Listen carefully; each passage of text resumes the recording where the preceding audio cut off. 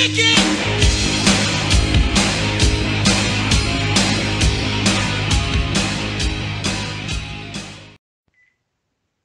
everybody, welcome back to the channel. And this is This Week in Crypto. I'm going to go over some of the stuff I thought was interesting this week, the first week of 2019. Hope everybody had a happy holidays and a great new year. And I hope everyone has a much better 2019 than 2018. First, let's jump in the news. The Dark Overlord unveils layer 1 of damaging 9/11 papers. So the Dark Overlord is I think it's a group of hackers that got 18 secret documents about 9/11, and they are threatening to release them in different stages if they do not get a bunch of Bitcoin. Which this is for people, I guess, that think that 9/11 happened the way that it, the narrative is, which is, that's kind of silly now when you really think about it. I mean, the way the towers came down, but I won't get into all that stuff. But it says, consider our motivations, money, specifically Bitcoin. We're not inclined to leak the juiciest items until we're paid in full. However, in the interest of public awareness and transparency, we're officially announcing our tiered compensation plan. And then layer 1, 5,000, layer 2, 50,000, 100,000, $1 million, and then $2 million for layer 5. So, are they a bunch of jerks who just want some money and don't really care about, getting information out to the public? Or are they completely brilliant? And would someone on the other side pay to get this out there? Now, this is verified. A lot of the insurance companies and other entities have verified there was a hack and that information was taken. That was privileged information that they had. So it is kind of an interesting story. Or whether they're going to get the money and then publish the fact that they were paid, which is kind of an admission of guilt by the parties that paid them, and then distribute the information anyway. So I don't know, but it's something to follow. I'll be following it. It's pretty interesting. Then, of course, our buddies in the old banking system, Wells Fargo says that Bitcoin is too risky for clients, but then it pays over $500 million in fines for scamming them. Just a ridiculous story about how they they forced employees to open accounts in customers' names and then charge them for financial services, insurance, and other things. They've paid over $2 billion in fines since 2016. But I make this point all the time when it comes to the banking industry. None of these people go to prison. None of these rich jerks ever go to prison. They just pay money. In 2 years, they've paid $2 billion in fines. But in 2 years, they've probably made $200 billion. So they have paid out like 1 or 2%. So crime in the banking industry totally pays. It is 1,000,000% worth it because all they have to do is pay a small portion of the profits that they took in. It's just ridiculous.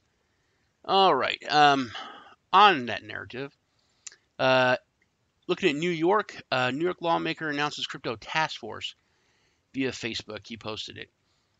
New York has some of the most ridiculous, strictest laws when it comes to cryptocurrencies, which is a reason why a lot of exchanges and projects have just moved out. The New York government moved in and requested a lot of information. I think it was from Shapeshift, and they just said, no, okay, we're going to just not do business in New York, and we'll leave New York, and they left. The Winklevoss twins are based in New York, which I don't know how they deal with it, but the nation's first cryptocurrency task force has been announced by a New York State assemblyman via Facebook post yesterday. According to Clyde Vennell, who chairs the subcommittee on Internet and New Technologies for New York. The state will become the first in the United States to have such a team dedicated to crypto. He added the task force will be granted the power to study, regulation, use, and definition of crypto assets. Post adds that last week, New York State Governor Andy Cuomo signed into law the Digital Currency Study Bill. There's the number. If you can freeze that, pause it, look it up. I'm going to read over it this week. I'm sure it's going to be long and ambiguous, but I want to check it out and see what it says. They say New York leads the country in finance. We will also lead in proper fintech regulation. This is literally one of the first times I've ever heard a U.S. politician use the term fintech.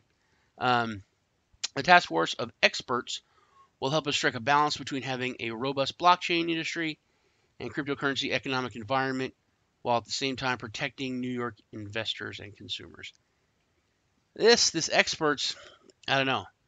A lot of the industry experts don't have a lot of nice things to say about crypto, so I'm interested to see on who the experts are that they reach out to.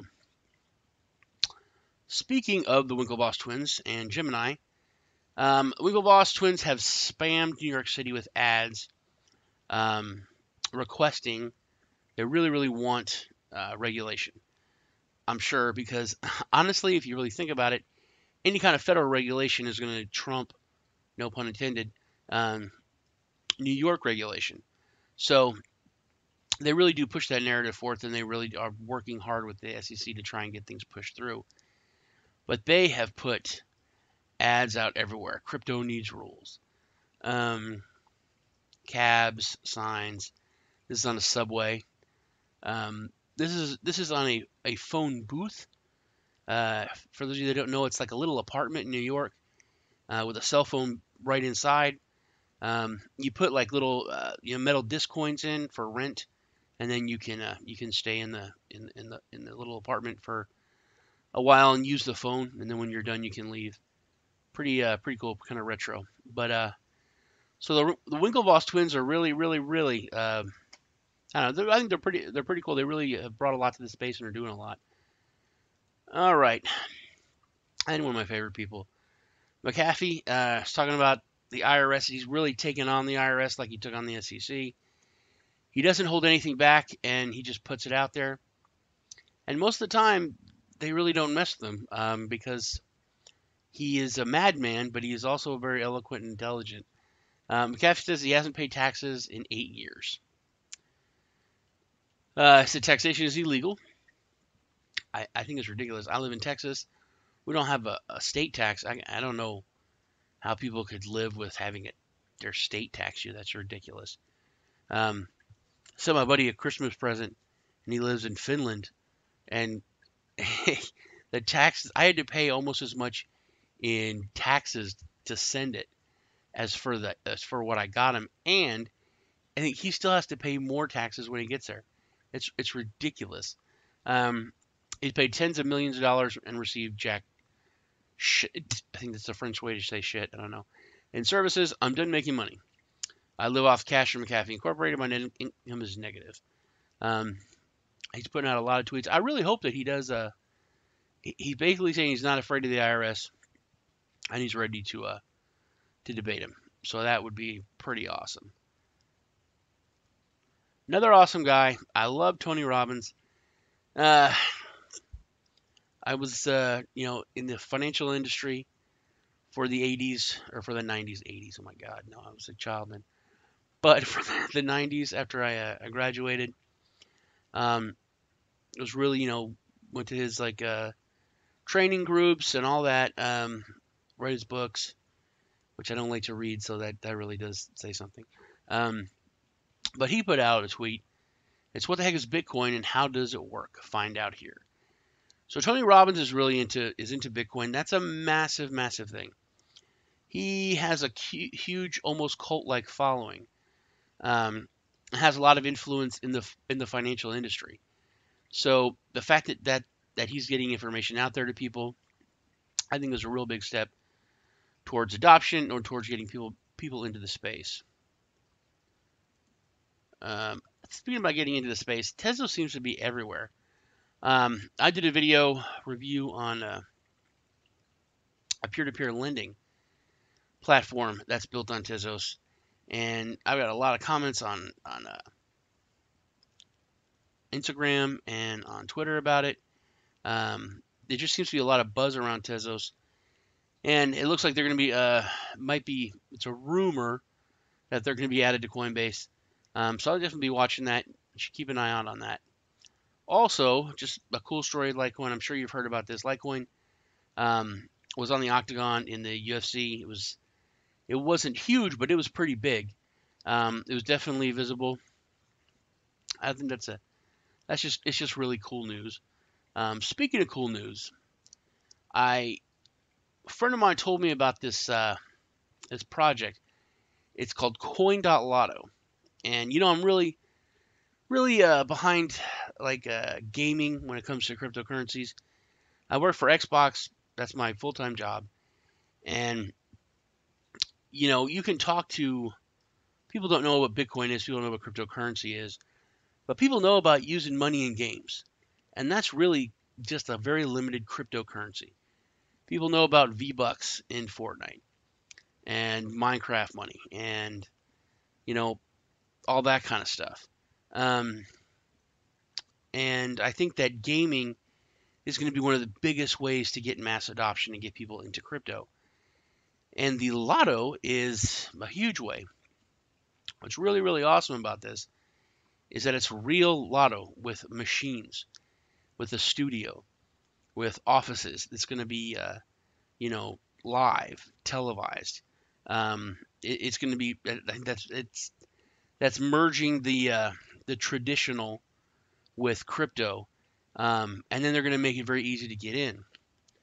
Also, and this is super new. It's not even out yet. It's just in the beginning stages. So I'm going to probably do a review on it and look into it. I've been talking to the team a little bit about it over the past couple of days. I just found out about it. But there's different lottery games you can play, just like a regular lotto. There's Moonball, Lotto, which Moonball is kind of funny. I think that's pretty cool. But there's also free games where you don't have to pay. So that's, I think, one of the ways they can get around the regulation is because some of them are free to play. And they have lottery tickets, just like in a regular, like 7-Eleven, where you pick your numbers on the paper, but it's all online. You can pick your numbers. They have different ways to save your numbers. They have quick picks, all that. It's basically everything like a traditional lotto, but it's going to be blockchain and for crypto. Pretty awesome. Also, they are fully regulated or audited by a third party auditing firm that's in Texas. So it's in the U.S. Very transparent, so I really like it. Just wanted to go over that and bring it up. I'm going to be checking it out, like I said, and probably doing a review on it. And now we go over. No, surprise me. What is it? I actually do not know what it is.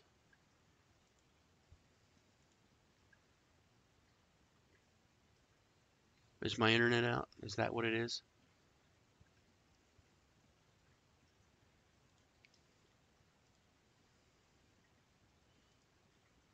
Okay. That's what I thought. Now we're going to go over Bitcoin Cash for a little bit. Bitcoin SV first we'll go over because now there's two of them to go over all the time. Bitcoin SV came out with a new logo. I wonder if it's going to be groundbreaking and just totally different and cool. No, it's not. It's a copycat. It's going to make people lose money, buy the wrong Bitcoin, buy the wrong crypto, send the wrong crypto to the wrong wallet. It's going to screw people. It's going to hurt your grandma. She's going to lose her money. She's going to blame you for getting her into this internet money where she lost $500 that she put in. So way to go, Bitcoin SV. Very, very inventive.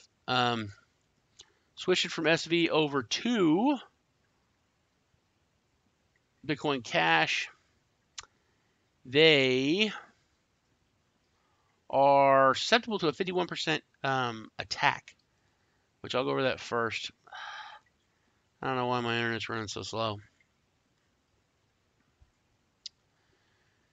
Oh, this is just kind of funny. First, Bitcoin Cash Lightning Network Company rejects $1.25 million from Roger Ver to build on Bitcoin Cash.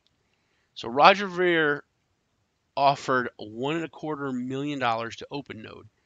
That's a Lightning Network software company to build on top of Bitcoin Cash.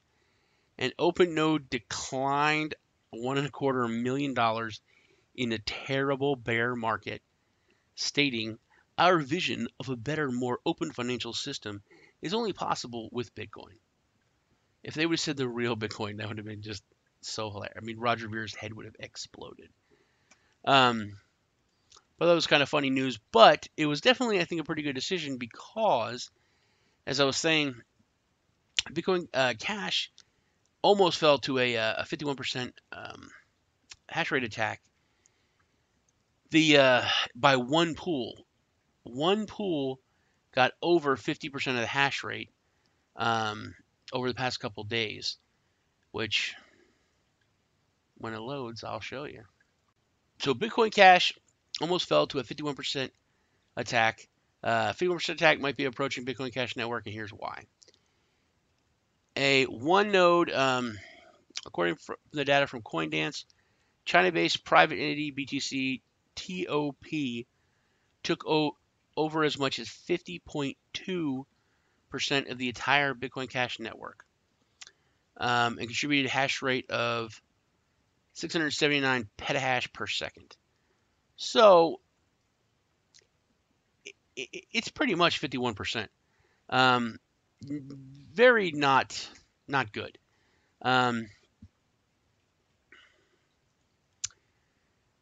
That's enough of Bitcoin Cash. Next we'll go over. This is you can send Bitcoin now on Facebook. Light instant message as Bitcoin support for leading social networks, which you can send this by SMS, Facebook Messenger, and other ways. But I had never heard of this. It already supported like ETH and LiteCoin. Users of various popular social media applications, even SMS, will now be able to send their Bitcoin to their contacts by using the LiteIM application. Zulu Republic. The developer of the software announced the addition of Bitcoin to its list of supported cryptos in the last week via tweet and on their Medium channel. Pretty sweet, and like I said, it already supported ETH and LiteCoin and ZTX, which is pretty cool. I did not even know you could do that. Now I do, and knowing is half the battle. Now, Federal Reserve does not like the idea of a government cryptocurrency. A lot of people talk about the Fed coin, and the U.S. is just going to come out with a Fed coin, and they'll take over, and that's going to be the end of it, and blah, blah, blah. And they don't want to do that. The Federal Reserve Board governor is still not fond of the idea of a central bank digital currency, despite the fact that the Reserve is equipped to issue one. So they're going to. But why are they against it now? I think it's very obvious. The one thing that is stopping everyone from getting into crypto is they don't understand it. It's difficult. They don't know how to deal with a wallet, how to send money, how to store it, it's just a big hurdle to get into it, to come into it. If they were forced to learn about it, and the government said, "Here," and people people use digital money now. People don't use cash that much. You use your debit card, you use your credit card, you pay bills online, you transfer. People don't use actual money that much. So it's not like it's a huge step. But if people actually use digital currency and were completely immersed in it, looking at it as digital currency, not, oh, I work 40 hours and then my company magically sends my dollars to my bank in my small town, and then my bank takes those dollars that they get and they put it in a big vault. And then this card I use that lets me give my dollars to other people, Somebody goes into the vault, they take my dollars out, and then they send them to these other people. That's how people think things work. But if people were forced to actually look at things the way they are, and then it's just all code, it's just all digital anyway, then that's it. They're into digital currency. There's nothing stopping them. They're going to learn more about everything. They're going to learn more about the financial system, how it works, and then it's over. And if the Federal Reserve, the U.S. government knows that, all governments know that. If they push people into adoption, that's when they're going to lose. So they're of course going to want to stay away from doing that because it's easier to keep people on the same status quo and using what they've been using, and hopefully ignore it until it goes away. All right. Let's go over proof of keys, which is a huge thing happened this last week. If you don't know what proof of keys are, and a lot of people are looking at this in a way that I don't think it's not as, people don't think it's as profound as it really is.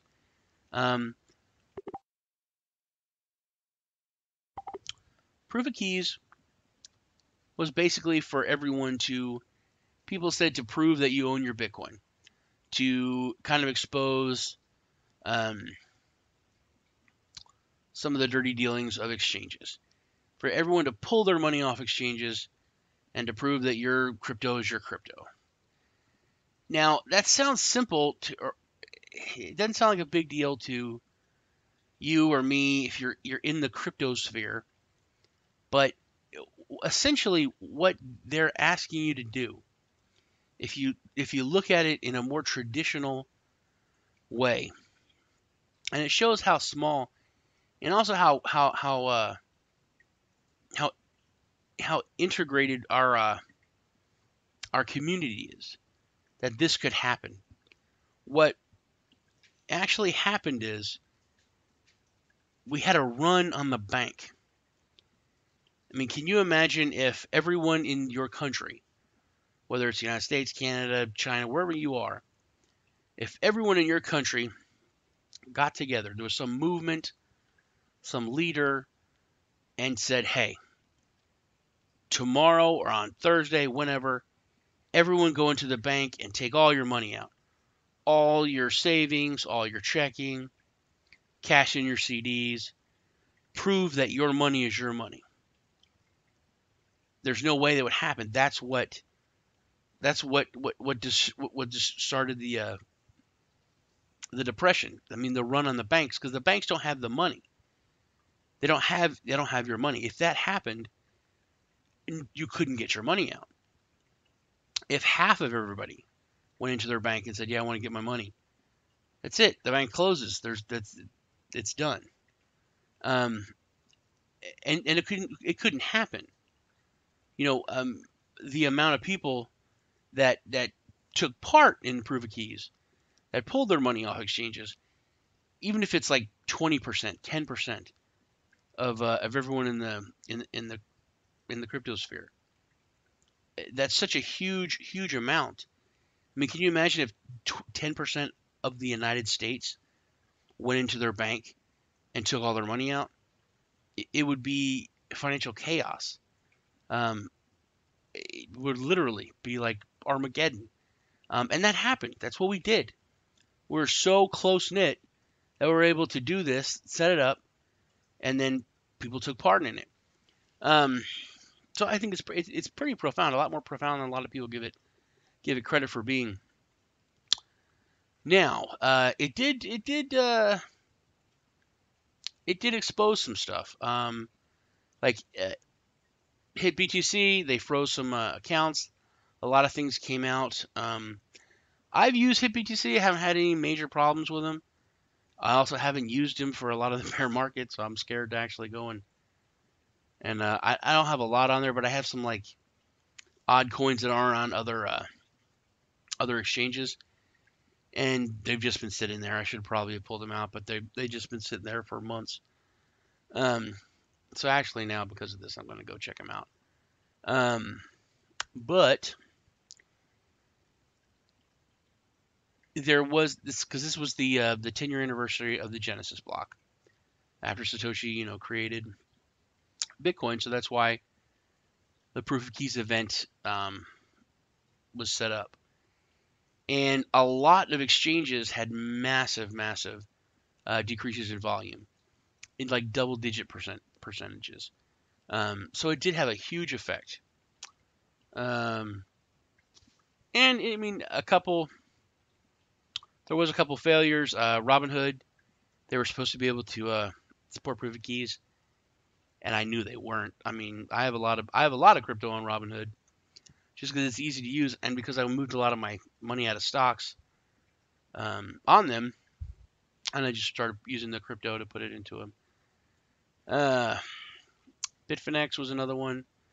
I think they went down they had like 23% decrease in or 23 or 27 decrease in volume. So I think it was a big success. And I think it really made a powerful statement about crypto in general and about how it is our money, how it is the people's money. Speaking of the bear market and that, this is just kind of interesting. In 2018, about 1,000 crypto projects have been declared dead,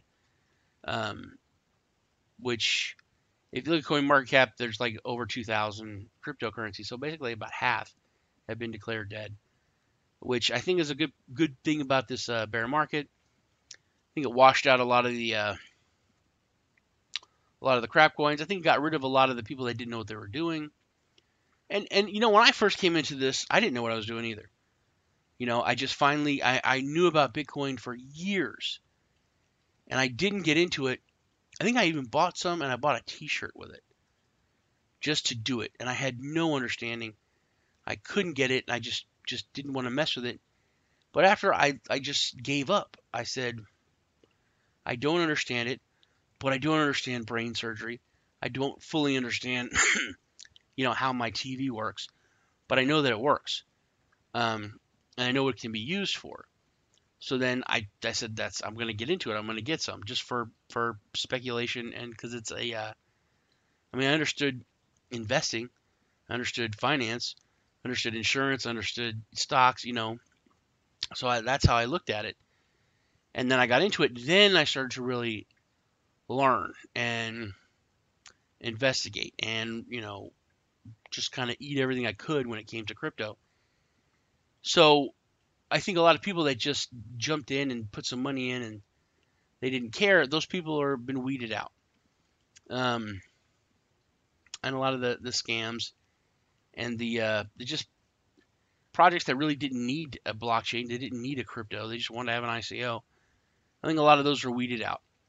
And there is this cool site you can go to. It's called Dead Coins. I'll put a link to it. It's deadcoins.com.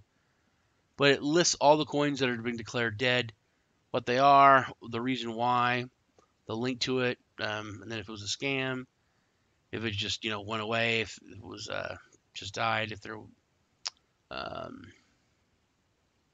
just weren't keeping up with the roadmap, getting anything done. Pretty cool. I didn't know Hyperpay was on this. It's the first thing I saw. I actually have some money on Hyperpay. I just thought the wallet needed to be updated in my phone. Just wasn't working when I clicked on it. I actually need to look into that. It's not a ton, but I think I have a bunch of Ocean Chain on that. But it is pretty cool. And this, I think, is a pretty interesting story. Bitcoin transactions are at a 10-month high, while fees are a 2-year low. Now, like I was making the point earlier, I think a lot of, you can call it weak hands, you can call it, people that weren't that into the technology, whatever, they're gone. And Bitcoin hit a 10-month transaction volume. Meanwhile, transaction fees are at a multi-year low. These figures indicate that factors such as scaling improvements to the Bitcoin protocol and relatively modest price of Bitcoin have made transactions in cryptocurrency extremely affordable. 300,000 transactions per day on Bitcoin. So I think where we're at now, this is the real space. These are mainly serious people. This is our foundation of of the crypto sphere. This is what we're going to build on.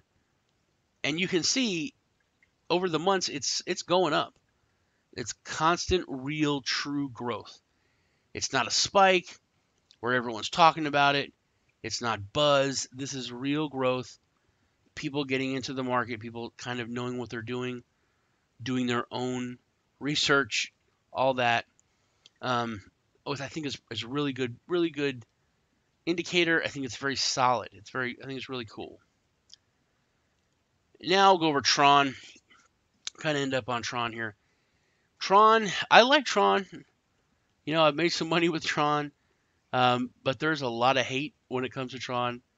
But you can't really argue with the fact that they just keep moving forward, and they keep hitting milestones, and they keep doing work.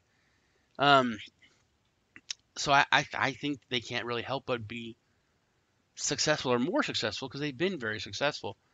Tron cryptocurrency development team grows from 2, which was a while back, to over 40. They were 40, I think, senior engineers. And they have some really lofty goals for 2000 and Tron now has 40 senior engineers. They have some really lofty goals for next year. They want to move into the top 4 as far as market cap. They want to have mainnet 2018 mainnet launch, more transaction volume versus Ethereum, more accounts than EOS, 1 million users in 183 days, 80 plus dApps in 60 days, top 10 crypto 2019. 2019, 4 larger ecosystem versus ETH. BitTorrent on the blockchain. The BitTorrent thing's kind of cool. I thought it was really smart of Tron and Son when they picked it up. The largest decentralized ecosystem. Speaking of that, is it? Oh, this just goes over some of the goals and stuff that Son was talking about. Tron wants to be 4th in CoinMarketCap and have an ecosystem larger than Ethereum. Are just 2 of the goals for next year by Justin Sun. And he does talk a lot, and he does talk a lot of crap when it comes to. He'll talk trash to Ethereum, to anybody. But like I said, they usually make their goals. They haven't had Tron hasn't had a big failure. And they do talk. Like I said, they talk a lot, but they haven't had anything silly. Like I think Verge was. Where they were like, oh, it's going to change the world. It's the biggest thing. It's Pornhub. And I tried. I tried so hard to be like, yeah, it really is. It's porn. Porn's a deciding factor in a lot of technology. But it's not that big a deal. It wasn't that big a deal. I bought the rumor. I made some money off. In fact, back then it was just trading Verge to Tron. One will go up, then one will go down. Boom, boom, boom. I was trading back and forth. But Tron has not had a big failure. They seem to always kind of put their money where their mouth is, and they do. Like I said, they do talk a lot. So definitely something to watch. 2019, 4th in CoinMarketCap, and have an ecosystem larger than Ethereum, which using the BitTorrent network is a possibility. Now, BitTorrent it's been huge. It's been around forever, and they bought it. And there's 2 different views on this. Tron is launching a new crypto on their network for BitTorrent, the BTT, the BitTorrent token. I think it is. I don't know, but that's what it looks like. The BTT. It's going to be launched on the Tron protocol. So they're going to increase their money from that. U.S. investors or United States people can't get that. It's going to be, the ICO is going to go through Binance. They're going to be giving it out there, and with airdrops and stuff like that. So, is it smart? I think it's kind of like the V-Bucks thing. If you were trying to integrate Bitcoin into Call of Duty, it might be a little bit harder than if you just had your own, Dropbox money. it's just easier for people to use and for adoption. So maybe that's why they're doing the BTT instead of the Tron. I'm not sure, but it's going to be another token. It's going to be tradable on Binance, and I think it's going to be a big project. And ended up with some good news. These numbers are unbelievable. This is in a study done. Nearly 40% of Chinese people are willing to invest in cryptocurrencies. Finds the news. 40%. That's a huge number. I couldn't find 40% of people that know what cryptocurrency is. Maybe 4% that know. Yeah, I know what Bitcoin is. I've heard of Bitcoin. It's a scam, right? But these numbers they're pretty. Like I said, they're pretty insane. Nearly 40% of Chinese are willing to invest in cryptocurrencies in the near future, according to findings from a new survey conducted by Pan News. The study, in which asked close to 5,000 Chinese people about their familiarity and interest in cryptocurrency, found that 98% have heard of at least one concept related to cryptocurrency. That's amazing. Or blockchain. Blockchain technology remains largely not well understood, with only 20% of those who have heard of blockchain claiming to actually understand the technology. Probably people are lying. They can't be that high. Half of these people were millennials. Even so, millennials I know do not know anything about blockchain. They're like, it's really weird that you know more about this stuff than I do. And I'm a millennial. I'm like, yeah, I know. It's very strange. Only 14.24% of respondents said that they have invested in cryptocurrency. That's still a big number. 60% of them were millennials. Overall, 82% of the respondents consider cryptocurrencies as a new niche alternative investment opportunity. And there's an ad for Scientific Coin. So I think that's really, really bullish news. I think that's really cool. That is it. It's been a long one, but Happy New Year once again. Thanks for coming by the channel. Thanks for hanging out with me. If you hit the like button, I appreciate it. If it's your first time here, hit subscribe. You guys take care, and I will see you all in the next video. Kick it!